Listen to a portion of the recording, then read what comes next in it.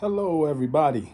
I want to say welcome to the podcast. Today, I woke up with MS. And I first want to thank you all for watching and just joining in on this here.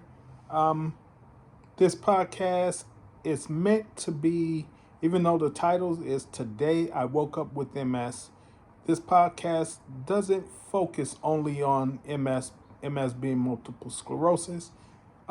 That's just my issue. But this podcast is meant to just share hope and encouragement with anyone out there, any of you dealing with any type of challenges or situations. Um, so, again, I want to say thank you for joining and watching. If you haven't already, I'd like you to hit that like button, subscribe if you're not subscribed, and please share it with somebody. But today, first, let me start off. I was I shared something in last week's episode where I said I talked about the experience I had when I was traveling as an ambassador, traveling across the country, and I mentioned that I had visited 37 or 38 states, one of those. But I just wanted to correct that small correction. I went back and counted. It's actually 35 states that I was able to visit when I in my travels. Uh, a couple of the states I went to, but I was only on an extended layover. For instance, I was in the Chicago airport for about 3 or 4 hours on a layover, but so I don't count that as one of the states I visited. So that number is 35. Just wanted to make that correction. But anyway, moving forward, um, today I just want to discuss um, pressing through. We have hard times in life. In life, we go through challenges and situations. Anybody dealing with this journey called life, which is all of us, we're going to have issues that we deal with, different challenges, hardships, difficulties. And the key is to just keep going and press through. And I just want to share a little bit about that today, and hopefully this encourages somebody. But a couple of my personal journeys, I want to just throw out there. There was a time I was traveling, and I went to Wisconsin, first time in Wisconsin.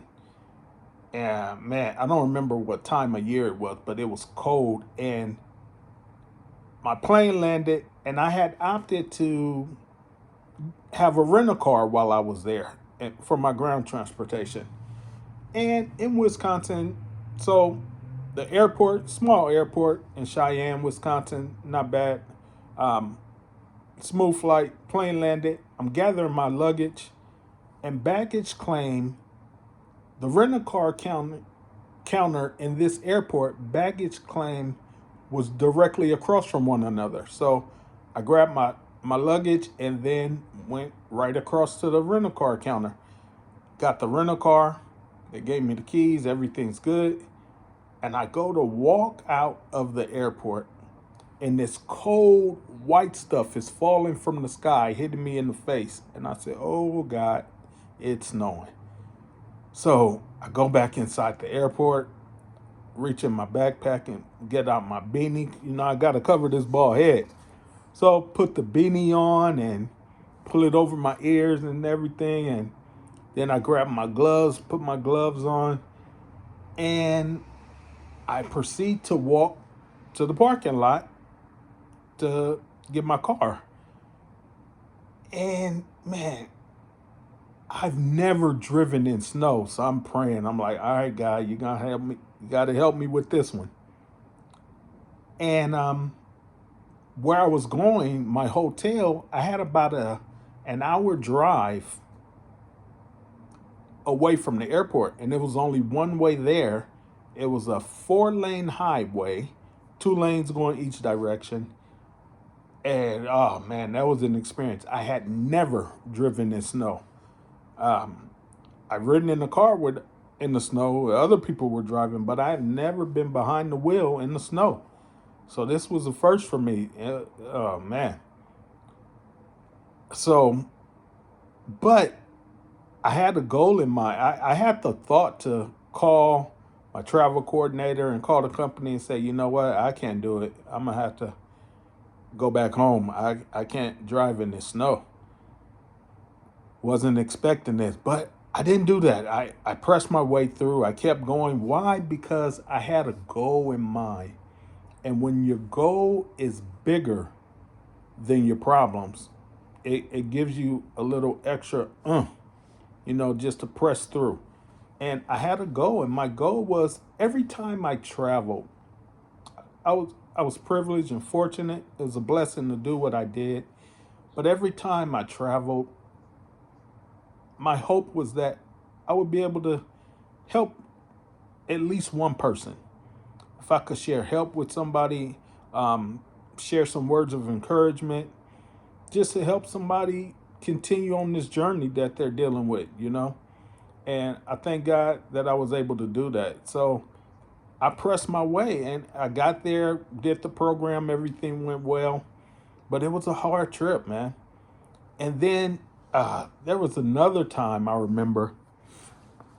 Now this was pretty awesome experience. We were in Vegas, and ambassadors. There were they selected 10 ambassadors to speak at this special program. In the program, it was for the pharmaceutical companies. They were having their annual training or meeting, whatever it was. So all the drug reps from all over the country, they were all there. So it's over 2,000 people in the room, a big ballroom, this nice grand hotel in Vegas, and man, it was everybody. They like I said, they picked 10 ambassadors. I was fortunate enough to be one of the 10, and everybody was nervous, wanted it to go over just right and perfect, and the way they had it set up, everything was real smooth. They had 10 chairs on the stage. It was in this big, um, this huge room, huge ballroom or whatever it was, but 10 chairs on the stage, and then had teleprompters in front of us with our script, when it was our turn, what we're supposed to say. And we had rehearsed it, everything. We even did a walkthrough that morning. And a few people were nervous, they wanted to go over well without a hitch and everything. So the walkthrough went great. And after the walkthrough, we broke off, went to lunch, get some lunch, and then some of us maybe went, did a little gambling. And then after that, go to the room, get dressed and changed, and come back down for the event. And when it was time for the program that evening, oh man, it's showtime, right? So we're all backstage, standing, waiting. And like I said, it's over 2,000 people in this huge ballroom. The CEO of the company was there. He was actually the keynote speaker. We're backstage listening, and he spoke after he was done. That was our turn.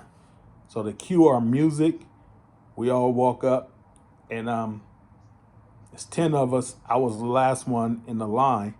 So we all go up on stage and sit in our chair. I'm the last one. I'm walking out.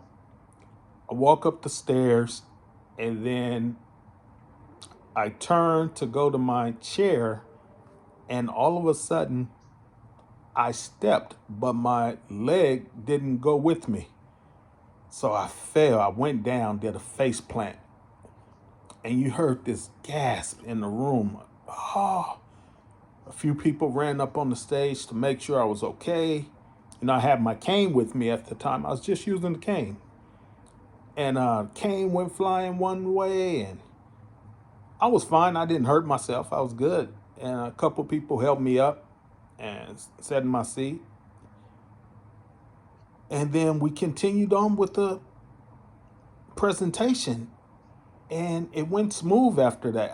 I felt bad because everybody was nervous already and just wanted it to go smoothly. And then the walkthrough and everything went smooth. Everybody walked up, sat in the chair like they're supposed to, and then I get up and boom, this fiasco. So, but we do the presentation, and after the presentation, the CEO of the company, he comes on stage and he's shaking everybody's hand and introducing himself. And he walked up to me, he shook my hand, and he looked me in the eyes and said, "I want you to know, everybody in here saw that." And I'm thinking, oh man, where's this going?